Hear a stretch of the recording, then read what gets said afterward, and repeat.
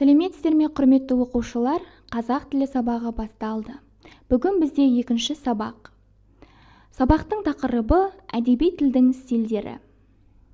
Оқу мақсаты: ауызекі сөйлеу және көркем сөйлеудің стильдік ерекшеліктерін қолданылған тілдік құралдар арқылы тану. Оқылым және тыңдалым материалдары бойынша сөйлемдерді іріктей отырып, жинақы мәтін жазу. Әдеби тілдің стильдері. Қазақ тілінде стиль түрлері бесеу. Ресми қағаздар стилі. Ресми қағаздар стилінің ерекшелігі: мазмұн қысқа баяндалады, тұжырымдар дәл нақты болады, сөздер тура мағынасында қолданылады, қалыптасқан үлгі бойынша жазылады. Ресми қағаздар стилінің қолданылу аясы: олар көбіне өтініш, мінездеме, хабарландыру, қызметтік хат жазған кезде қолданылады. Бізде екінші стиль ғылыми стиль. Ғылыми стильдің ерекшелігі: сөздер негізгі тура мағынасында қолданылады. Әр ғылым саласының арнайы сөздері болады. Ол көбіне баяндама, ғылыми зерттеу жұмысы, мақала, ғылыми монография, диссертацияларда қолданылатын стиль болып табылады. Бізде үшінші стиль публицистикалық стиль. Публицистикалық стильдің қолданылу аясы: ақпарат жедел қабылданады, хабар толыққанды жеткізіледі, баяндау нақты, ықшам, экспрессивті, эмоционалды болады.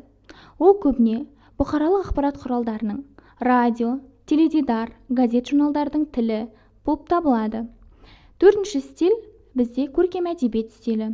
Көркем әдебиет стилі ойды бейнелі жеткізу үшін сөздер ауыспалы мағынада көп қолданылады. Экспрессивтік сөздер мол болады. Синоним сөздер, грамматикалық амалдар көп жұмсалады. Көркем әдебиет стилінің қолданылу аясы көбіне әдеби көркем шығармаларда кездеседі. Бізде бесінші стиль ол ауызекі сөйлеу стилі. Ол көбінесе диалогке құрылады.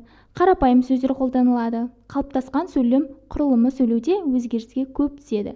Жергілікті диалект сөздер қолданыла береді. Оқу тапсырмасы. Бірінші тапсырма: оқулықтың 6-шы бетіндегі 3-ші тапсырманы орындаңыз. Екінші тапсырма: әдеби тілдің әрбір стиліне бір сөйлемнен құраңыз. Дескриптор: жоғарыдағы тапсырманы орындайды, 5 балл. Әрбір әдеби тілдің стиліне бір сөйлемнен құрайды, 5 балл. Рефлексия бізде бағдаршам. Егер бүгінгі сабақты түсінбесеңіздер, түсінбедім, қызыл түс. Сұрақтарыңыз болса, сары түс. Сабақты толық түсінсеңіздер, жасыл түс. Рефлексия білдіріп отырайық. Назар қойып тыңдағандарыңызға рахмет.